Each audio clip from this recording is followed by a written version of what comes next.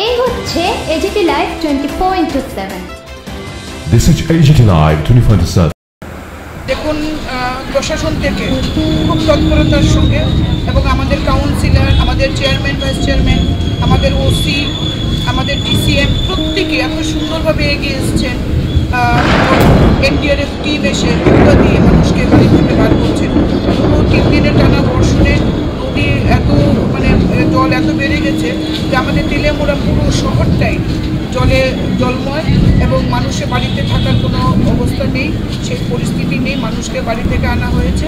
এই পর্যন্ত 9 থেকে 10টি, শহরে হয়েছে 7টি এবং গ্রামীণ এলাকায় এখন অবধি 2টো সেন্টারের খবর আমরা পেয়েছি, যেখানে মানুষ আসছে শেল্টার হাউসে।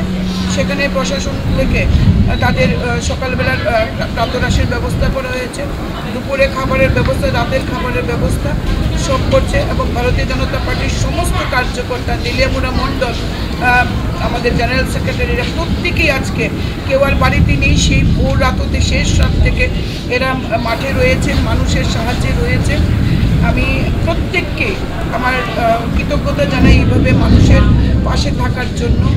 আমাদের ওসি সাহেব, আমাদের এসডিপিও প্রত্যেকে যেভাবে, সমস্ত পুলিশ এরা যেভাবে মানুষের পাশে এসে দাঁড়িয়েছে তাদেরকেও আমি ধন্যবাদ জানাই।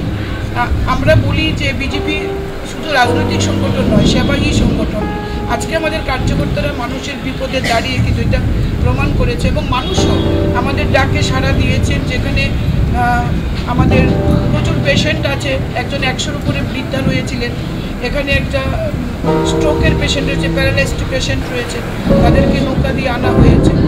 বিস্তর পরিশ্রম হচ্ছে কিন্তু মানুষও সাড়া দিচ্ছে আমাদের আহ্বানে। তো সবার একটা ব্যবস্থা করে